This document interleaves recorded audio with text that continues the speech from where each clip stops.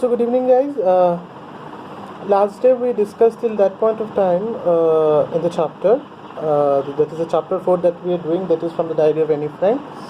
So we did till that point of time in the chapter where we discussed that what are the reasons that Annie gave for writing this diary, and what are the things that she was like contemplating. क्या वो सोच रही थी, क्या उनके दिमाग में था जिसके चलते उन्होंने डायरी लिखना शुरू किया, कि उनका कोई ऐसा दोस्त नहीं था, कुछ ऐसा कोई फ्रेंड नहीं था जिसके साथ वो एकदम अपने इनर मोस्ट फीलिंग शेयर कर सके, तो उसके चलते उन्होंने डायरी लिखना शुरू किया।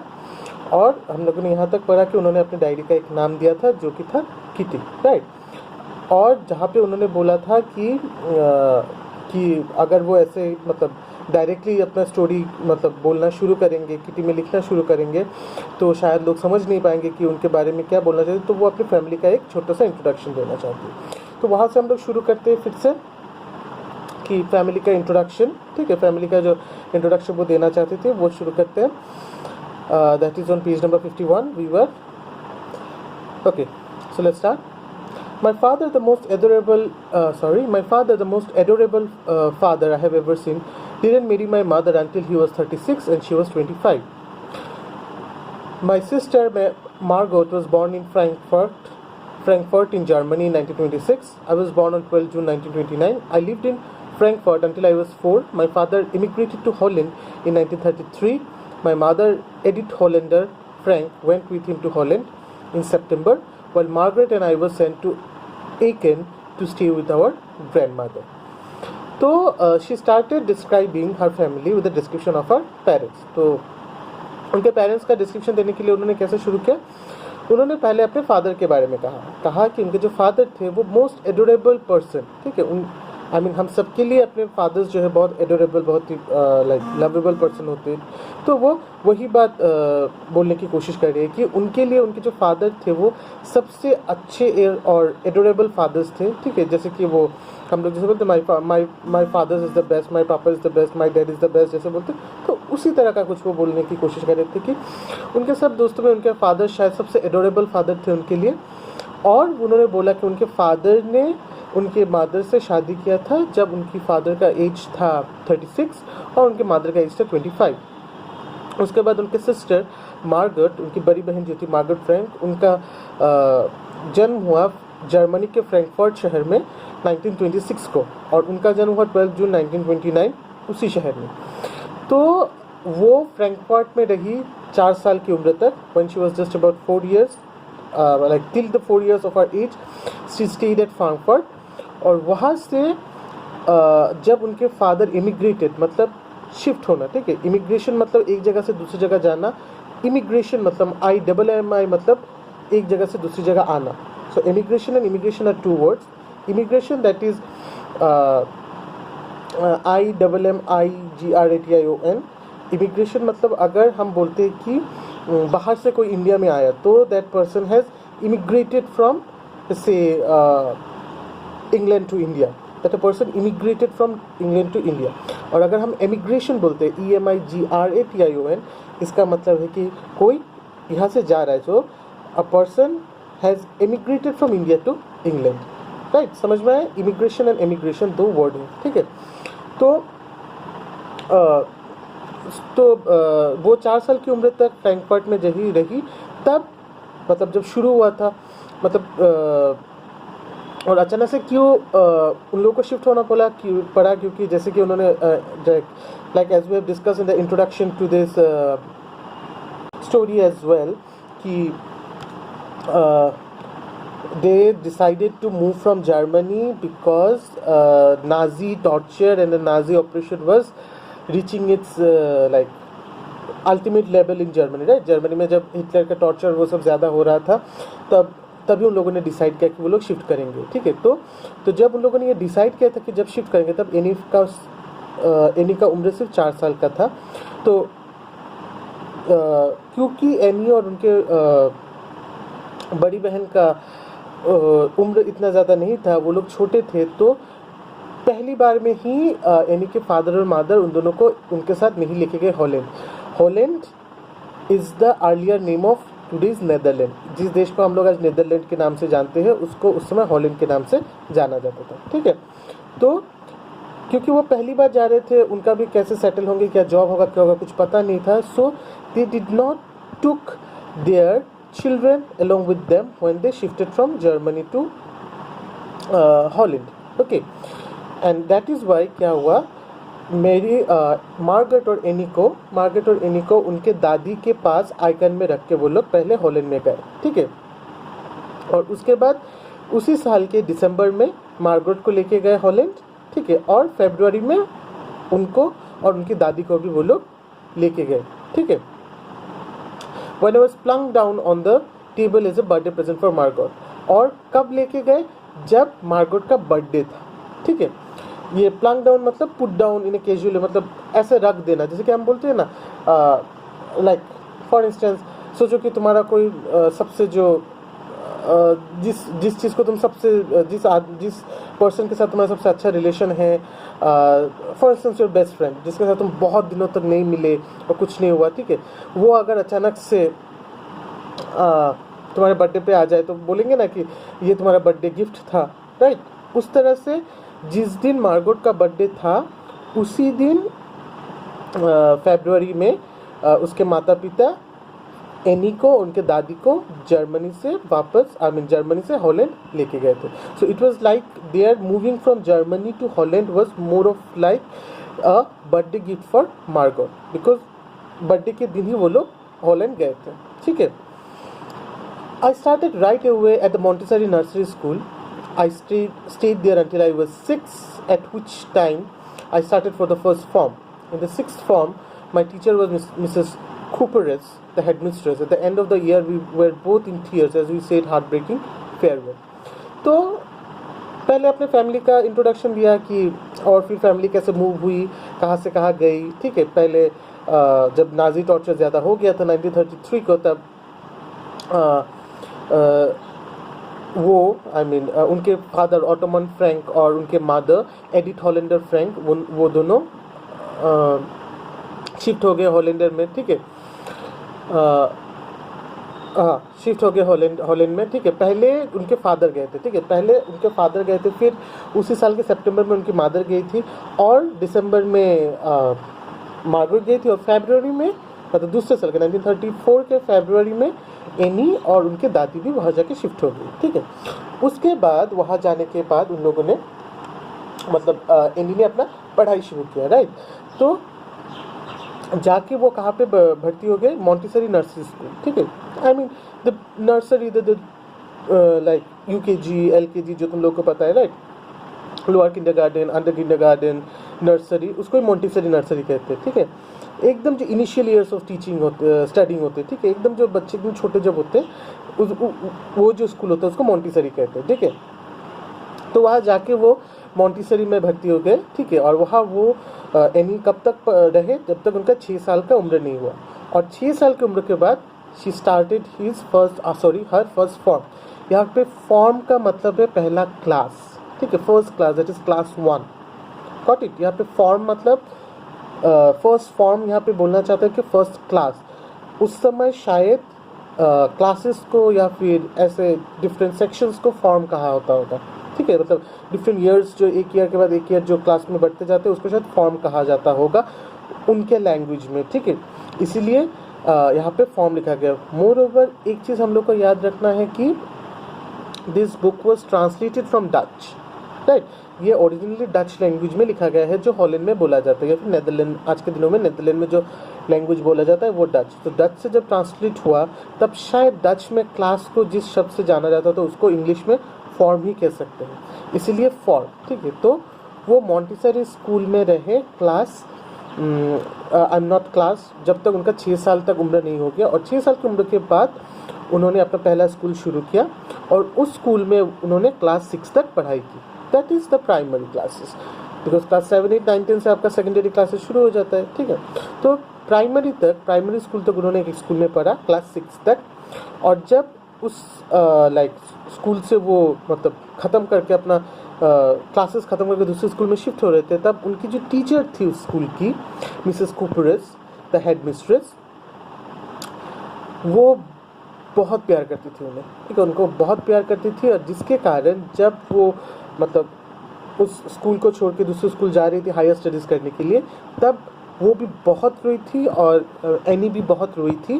दोनों ने एक दूसरे को रो रो के फेयरवेल किया था, दोनों ने एक दूसरे को रो रो के अपना वो किया था, ठीक है। तो वही बात है कि उनके स्कूल ऐसे ही शुरू हुआ। मॉन्टेसरी में वो क्लास 6 साल की उम्र तक पढ़ी, एकदम लोअर क्लास। 6 साल में उनका फर्स्ट क्लास शुरू हुआ एक स्कूल में जहाँ पे वो 6 क्लास तक पढ़ी। फिर वो दूसरे स्कूल में गई जहाँ पे वो अभी तक है, और जिस स्कूल में रहकर ही उन्होंने ये डायरी लिखना शुरू किया था, ठीक है।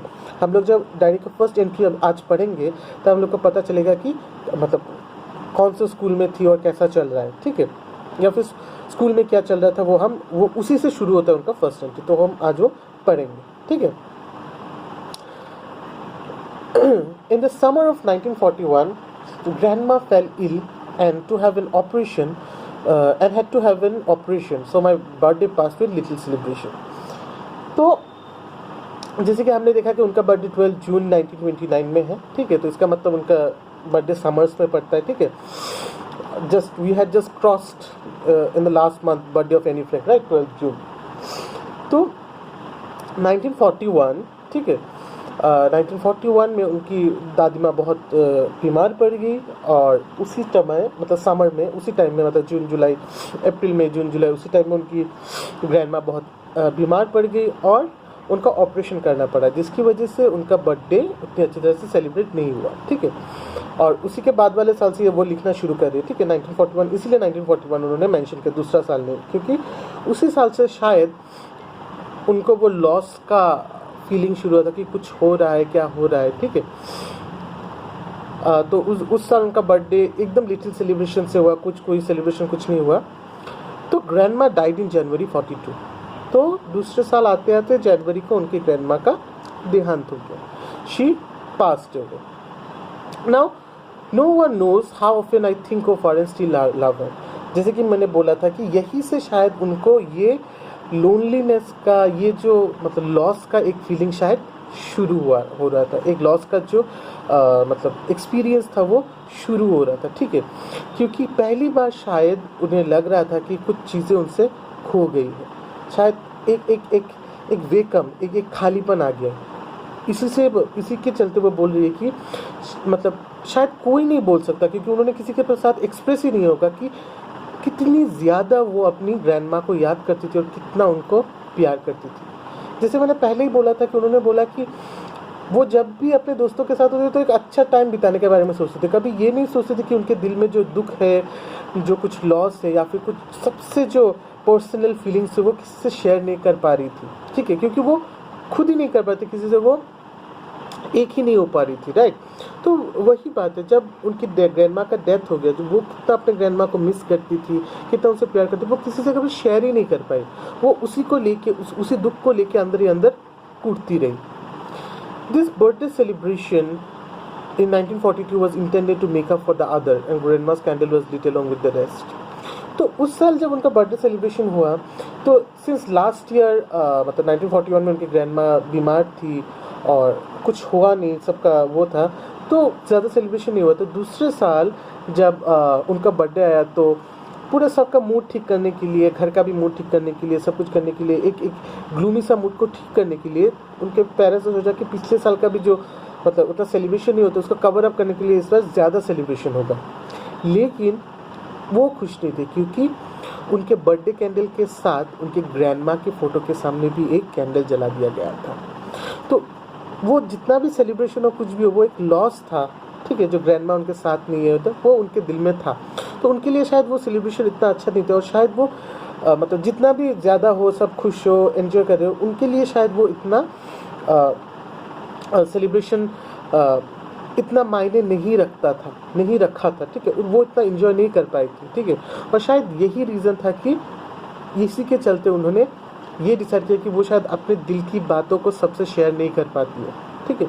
शायद कोई ऐसा नहीं है जिसके वो अपनी एकदम बेधड़क दिल खोल के बातें कर सकती है, ठीक है। तो वहीं से शायद उन्होंने डायरी लिखने के बारे में सोचा होगा और बोला होगा ये बात कि वो डायरी लिखना चाहती है, और क्यों उन्होंने सोचा कि उनका कोई ऐसा कोई दोस्त नहीं है या फिर कोई ऐसा नहीं है जिससे वो अपने दिल की बातें कह सकते और दिल को हल्का कर सके। ठीक है,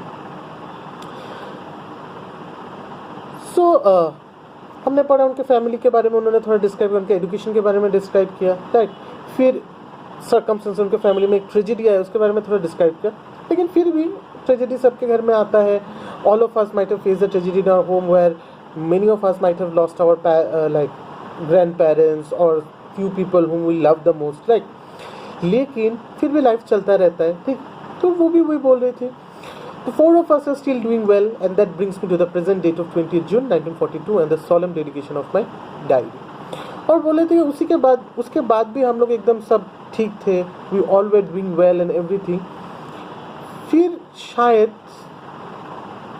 मतलब उसी के साथ वो बोलना चाहिए कि उसी के चलते में आज के दिन, जिस दिन मैंने डायरी लिखना शुरू किया था, उस दिन के बारे में मैं बोलना चाहूँगी, ठीक है। और जिस चीज़ के बारे में, मतलब ये डायरी जिस चीज़ के बारे में लिखना है, like in the solemn dedication of my diary, ठीक है।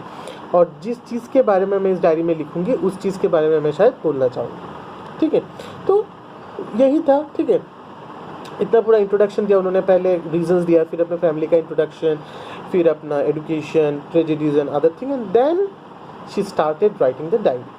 तो एक बात समझ लो कि ये पूरा चीज़ लेकिन 20th जून 1942 को ही लिखा है, ठीक है। लेकिन since all the things do not belong to a particular date, किसी एक डेट को बिलोंग नहीं करता इतना सारा चीज़। लाइक फर्स्ट चीज़ जो है उनका जो रीजंस था डायरी लिखने के पीछे, वो तो लाइक किसी डेट में वो लिख ही नहीं सकते, ठीक है। वो एक जनरल फीलिंग है। फिर उनके फैमिली के बारे में, एजुकेशन के बारे में, वो तो पर्टिकुलर किसी डेट के बारे में नहीं है, इसीलिए उन्होंने वो पर्टिकुलर डेट ऊपर नहीं लिखा। क्योंकि डायरी में हम क्या करते हैं, पर्टिकुलर जिस डेट में जो इंसिडेंट होता है, जो इवेंट होता है, उसी के बारे में हम लोग लिखते हैं, रिमेंबर। तो इसीलिए उन्होंने पहले वाला सेक्शन में कोई डेट नहीं लिखा, लेकिन डेट के साथ जो लिख रही है वो पर्टिकुलर उसी दिन क्या क्या हुआ, क्या क्या वो सोच रही थी, क्या क्या उनके दिमाग में घूम रहा था, ठीक है। वो सब कुछ मिला के उन्होंने उस दिन का लिखा, ठीक है। आई होप तुम लोग का समझ में आ रहा है, okay. So let's start with the diary entry, right? What are the things that she has written on the diary? This is the first entry in her diary, which is dated Saturday 20th June 1942. तो ये Saturday था, 20th जून था, 1942 था, तो summer class था, right. तो उनके देश में क्या होता है, एक सेशन समर क्लास में ख़त्म होता है, right.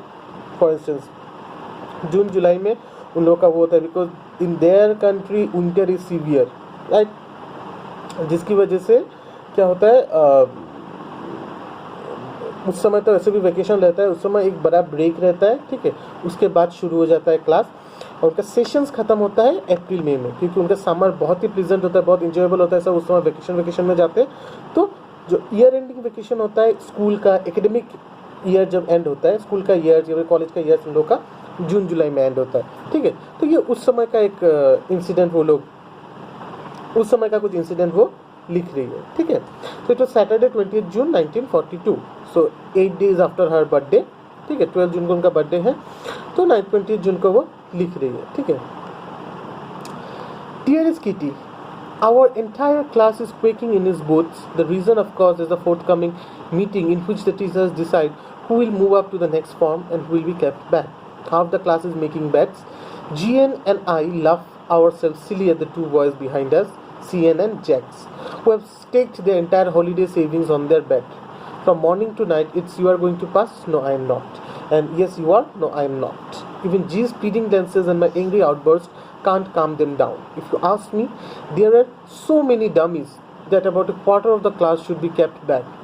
But the teachers are the most unpredictable creatures on earth.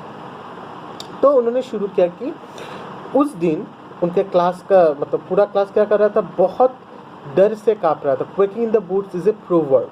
Quaking in the boots is a English proverb which means shaking in fear or nervousness. मतलब डर से काँपना, थरथराना जो बोलते हैं ना, डर से काँपना एकदम, उसको क्विकिंग इन बूट्स बोलते। तो उस दिन उनका क्लास पूरा काँप रहा था। किस लिए काँप रहा था? क्योंकि उस दिन उनको पता चला कि उनका रिजल्ट आउट होने वाला है।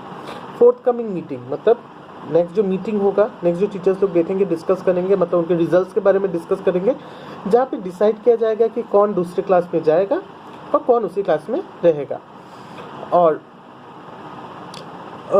तो half the class were making bats, तो उस दिन पूरा आधा क्लास पूरा बैट्स, मतलब सब एक दूसरे को बोल रहे थे, राइट, तू पास करेगा, मैं नहीं करूँगा, तुझे अच्छा मार्क्स मिलेगा, मुझे नहीं मिलेगा, मेरा जो हुआ, जैसे हम लोग करते हैं, तुम लोग भी दोस्तों के साथ हमेशा करते हो एग्जाम रिजल्ट के टाइम की, हाँ तूने तो बहुत अच्छा एग्जाम दिया, तेरा तो अच्छा होगा, मेरा तो बहुत बुरा गया, ये तो वैसा ही चल रहा था, ठीक है। और एनी और उनकी दोस्त जी एन ही दिया हुआ है, उसका फुल फॉर्म शायद बुक पूरे बुक में अगर हम पढ़ेंगे तो हमको पता चलेगा, लेकिन यहाँ पे हम लोग को दिया नहीं है। So let us just assume the person is G N. वो और एनी हंस रहे थे, किस लिए हंस रहे थे, क्योंकि उनके पीछे वाले बेंच में जो दो लड़के बैठे हुए थे, सी एन एंड जैक, ठीक है, सी एन भी एक किसका नाम होगा जिसका सिर्फ एब्रिविएशन दिया गया है। सी एन एंड जैक ने क्या किया था कि एक दूसरे के ऊपर बेट लगाया था अपने पूरे हॉलीडे का सेविंग, मतलब जितना सब उन्होंने पूरे साल में सेव किया था हॉलीडे में स्पेंड करने के लिए, मतलब अभी जो स्कूल का हॉलीडे होगा उसमें स्पेंड करने के लिए, उसको पूरा उन लोगों ने बाजी लगा दिया था एक दूसरे के ऊपर कि कौन पास करेगा कौन नहीं पास करेगा। तो दोनों एकदम क्लास में बातें कर रहे थे, एक बोला था दूसरे को कि तू पास करेगा, वो बोला था नहीं मैं पास नहीं करूँगा, तू पास करेगा, ठीक है, दूसरा बोला था नहीं मैं, तू, ऐसा कर रहे थे, ठीक है। तो उनको क्लास में डिस्टर्ब हो रहा था, ठीक है। तो उनके फ्रेंड जीएन ने जब उनको पीछे मुड़ के एकदम रिक्वेस्ट किया, ठीक है, रिक्वेस्ट किया कि प्लीडिंग जैसे करते हो ना तुम लोग, जब बहुत सीरियसली किसी क्लास में रहते हो और अचानक से क्लास में बहुत लोग डिस्टर्ब करते हैं, तो तुम लोग क्या करते हो, तुम लोग मतलब पहले तो उनको बोलते हो प्लीज़ तुम लोग चुप रहो। तो जीएन ने भी शायद एकदम प्लीडिंग ग्लैंस, मतलब एकदम रिक्वेस्ट करके उन लोगों की तरफ देखा कि प्लीज़ थोड़ा तुम लोग चुप कर जाओ यार, लेकिन वो चुप नहीं हुए। इवन एनी ने उनकी तरफ गुस्से से देखा, माई एंग्री आउटबर्स्ट, ठीक है, उन्होंने फिर तुम लोग उनको बोलते हो कि हाँ तुम लोग बंद करो नहीं तो टीचर को बोल देंगे, गुस्सा करते हो। तो एनी ने भी गुस्सा करके उन लोगों को बोला चुप करने के लिए, लेकिन कुछ भी वो लोग बातें कर ही रहे थे। If you ask me there are so many dummies, तो उसके चलते एनी बोल रही थी कि अगर मुझे आप लोग पूछो तो इस क्लास में बहुत सारे लोग डमीज है। डमीज मतलब पुतले, ठीक है, मतलब होता है ना, मतलब क्लास में आते हैं, टीचर्स की तरफ देखते हैं, कुछ समझ में नहीं आता है, बस चले जाते हैं, फिर क्लास में आते हैं, ठीक है, मतलब क्लास में आना है इसलिए आते हैं, नहीं आना है तो नहीं आएंगे, उस तरह का, ठीक है। तो वो बोल रही है कि एनी बोल रही है कि अगर मुझसे पूछो तो मेरे क्लास के हाफ ऑफ द लोग डमीज है, ठीक है, उनको कुछ आता नहीं है, कुछ नहीं, ठीक है, और उन सारे लोगों को मेरे हिसाब से इसी क्लास में रख देना चाहिए, उनको पास करवाना ही नहीं चाहिए, ठीक है। लेकिन वो फिर से बोले कि teachers are the most unpredictable, लेकिन मेरी बातों से तो नहीं होगा, टीचर्स लोग तो बहुत अनप्रेडिक्टेबल है। जैसे तुम लोग भी बोलते हो कि सर मैंने तो इतना अच्छा लिख लिया, बहुत लिखा था, ये भी हुआ, बहुत अच्छा हुआ एग्जाम, लेकिन मार्क्स कम मिला, बोलते हो तुम लोग, ठीक है, मतलब तुम लोग सब कुछ कर देते हो, अल्टीमेट दोष पूरा टीचर्स का होता है, बस यही तुम लोग का बोलना होता है, राइट।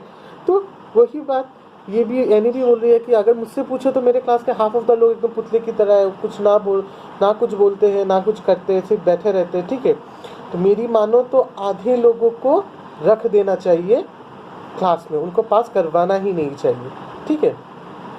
लेकिन टीचर्स तो अनप्रेडिक्टेबल है, उनको कोई प्रेडिक्ट नहीं कर सकता क्या करेंगे क्या नहीं, ठीक है, तो देखते हैं। तो वो जो सोच रहे थे अपने रिजल्ट के बारे में, तो वो ये भी सोच रहे थे कि उनका कैसा कैसा क्या हुआ था, टीचर्स लोगों से कैसा एक्सपीरियंस है, वो सब सोच रहे। तो सोचते वो बहुत कुछ सोच रही थी, ठीक है। तो एक बात मैं क्लियर कर देना चाहूँगा, जब तक तुम लोग ये पढ़ोगे तुम लोग को बोर्डिंग इसलिए लगा होगा क्योंकि तुम लोग शायद कनेक्ट नहीं कर पा रहे होंगे। तो एक बात तुम लोग याद रखना कि जब हम दिमाग में कुछ सोचते हैं तो हम क्रोनोलॉजिकली नहीं सोचते, एकदम मतलब एक के बाद दो आएगा, दो के बाद तीन आएगा, ऐसे नहीं सोचते, राइट। फॉर इंस्टेंस सोचो कि तुम लोग मेरे क्लास अभी ये सुन रहे हो, पता नहीं तुम लोग सुनते हो या देखते हो ठीक तरह से पता नहीं, सोचो कि तुम लोग ये देख रहे हो या सुन रहे हो, और अभी मैंने एक वर्ड बोला, सोचो क्लास के बारे में बोला, ठीक है, तो तुम लोग क्लास के बारे में सोचने चले गए, फिर उससे चले गए कि तुम लोगों ने क्या किया था 3 साल पहले, क्या किया था, फिर याद आएगा 3 साल के पहले 2 साल पहले क्या किया था। तो पहले तुम लोग 3 साल याद कर लोगे, फिर 2 साल में आओगे, ऐसा तो नहीं होगा कि पहले 2 साल फिर 3 साल फिर 4 साल, राइट। तो दिमाग में जब हम लोग कुछ सोचते हैं तो हम कुछ क्रोनोलॉजी फॉलो करके नहीं सोचते, ठीक है। और जब हम जो सोचते हैं, जब हम वो लिखते हैं ना, तब भी हम नहीं सोचते कि हम क्रोनोलॉजी फॉलो करें, क्योंकि एक बात याद रखना कि ये एकदम दिल की बातें लिख रही है एनी ने जब ये डायरी लिखा था तब उसने नहीं सोचा होगा कि कि कोई मेरे बुक को ऐसे पढ़ेगा, इतने स्टूडेंट्स लोगों के क्लास टेक्स्ट बुक में मेरा डायरी प्रेस्क्राइब होगा, वो लोग एग्ज़ाम लिखेंगे इसके ऊपर बेस करके, एनी ने नहीं सोचा होगा, राइट? एनी ने कभी नहीं सोचा होगा। तो इसीलिए जो भी चीज़ें यहाँ पे तुम लोग पढ़ोगे या मतलब तुम लोग को जो अभी एक्सप्लेन करूँगा, जो अभी तुम लोग समझोगे, एक बात याद रखना कि उसमें कोई क्रोनोलॉजी नहीं मिलेगा, सब एब्रप्टली आता जाएगा। तो कभी तुम लोग कभी रिजल्ट के बारे में पता चलेगा, फिर टीचर्स ने क्या किया, फिर उसके बाद क्या हुआ, ठीक है, ऐसा चलता रहेगा, ठीक है। अगर यहाँ पे कुछ कन्फ्यूजन होता है तो please ask me in the group. मैं बार बार बोल रहा हूँ कि यहाँ पे थोड़ा कन्फ्यूजन हो सकता है, please ask me in the group. I will make you understand the best I can. Even if you cannot, please do call me to understand it. I'll be available, right? Just text me before calling me. Just get it confirmed that whether I am available or not. Just do that, okay? तो वो बोलिए कि I'm not so worried about my girlfriends and myself. We'll make it. The only subject I'm not sure about is maths. Anyway, all we can do is wait until then. We keep telling each other not to lose heart. तो वो बोल रही थी कि मैं अपने girlfriends मतलब अपने दोस्तों के बारे में और मेरे बारे में उतना टेंशन नहीं हो, हम लोग कर लेंगे, किसी भी तरह हम लोग ये क्लियर कर लेंगे, ठीक तरह से हो जाएगा। लेकिन मेरा सिर्फ एक ही सब्जेक्ट को लेके प्रॉब्लम है, वो है मैथमेटिक्स, ठीक है।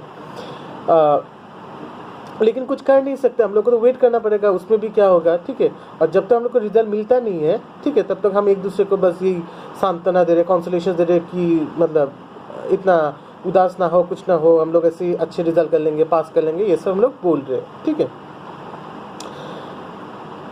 फिर वो बोलिए कि मतलब होता है ना, जब तुम लोग एग्जाम देते हो फिर सोचते हैं हाँ कैसा हुआ, वो टीचर कैसा है, उस टीचर का तो ऐसा मूड है, वो टीचर जितना भी अच्छा लिख दो तो मार्क्स नहीं देता। तो वो भी एनी भी सोच रही है उतनी तरह उसे क्लास की तरह की सारे टीचर्स के साथ उनका रिलेशनशिप कैसा है।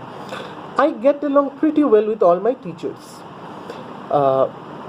There are 9 of them, 7 men, 2 women. Mr. Casing, the only foggy who teaches maths, was annoyed with me for ages because I talked so much. After several warnings, he assigned me extra homework and essay on the subject at Chatterbox. तो वो बोले कि मैं almost सब teachers के साथ ही मेरा बहुत अच्छा रिलेशनशिप है और मेरे स्कूल में प्राय 9 टीचर्स से 7 men and 2 women, ठीक है, 9 टीचर्स से। सिर्फ मिस्टर केजिंग जो है जो सबसे ओल्ड फैशन पर्सन जो मैथ्स पढ़ाते हैं, वही मुझे पसंद नहीं करते, क्योंकि मैं बहुत बातें करती हूँ क्लास में। उन्होंने मुझे बहुत बार ऐसे वार्निंग दिया था कि बिना ना बातें करने के लिए, लेकिन मैं बाज नहीं आई, ठीक है। या फिर मतलब बातें करना सिर्फ दोस्तों से नहीं, क्वेश्चन करना या फिर उनको बार बार पूछना, ये भी हो सकता है। तो उन्होंने मुझे बहुत वार्निंग दिया था बहुत बार, फिर भी मैं चुप नहीं हुए। अल्टीमेटली उन्हें मुझे एक एक्स्ट्रा होमवर्क दे दिया लिखने को, एक ऐसे लिखने को दिया, किस चीज़ पे, अ चैटरबॉक्स। चैटरबॉक्स मतलब जो बहुत बात करता है, राइट, जैसे तुम लोगों में से बहुत हो, ठीक है, बहुत बातें करते हो तुम लोग, तो chatterbox. A chatterbox, what can you write about that? I worry about that later, I decided. I jotted down the title in my notebook, tucked it in my bag and tried to keep quiet. तो क्या हुआ, chatterbox, तो उसने सोचा कि chatterbox के बारे में मैं क्या लिख सकती हूँ। तो उन्होंने बोला ठीक है, मैं बाद में वो चिंता करूँगी कैसे क्या करना है। उन्होंने वो अपने कॉपी में जॉट डाउन किया, लिखा, नोटबुक बैग में अंदर रखा, बैग घुसाया और चुप रहने की कोशिश की क्लास में। दैट इवनिंग, याद रखो ये लेकिन उस दिन की बात नहीं है, जिस दिन वो लोग रिजल्ट के बारे में सोच रहे थे, ये उस दिन की बात नहीं है, ठीक है, ये उससे भी पहले की बात है। जैसे कि वो सोच रहे थे ना उसके टीचर के साथ क्या क्या कनेक्शन है, क्या क्या है, तो सोचते सोचते अचानक वो मिस्टर केसिंग के बारे में सोच रही थी। उसको सोच के वो सोच रही थी कि क्या होमवर्क दिया था, उस होमवर्क को कैसे टेकल किया था, मतलब उससे लेके सारा सीरीज उसको याद आ रहा था, ठीक है। तो that evening after I had finished the rest of the homework, the note about the essay caught my eyes. I began thinking about the subject while chewing the tip of my fountain pen. Anyone could ramble on and leave big spaces between the words, but the trick was to come up with convincing arguments to provide the necessary of talking. I thought and suddenly I had an idea. I wrote 3 pages. Mr. Casing had assigned me and was satisfied. तो उस दिन जिस दिन उनको homework मिला था, उस दिन शाम को वो गई, सारा होमवर्क कंप्लीट किया। सडनली उनकी नज़र पड़ी उसके ऊपर, ठीक है, उस चीज़ के ऊपर जहाँ पे उन्होंने वो लिखा था, ठीक है।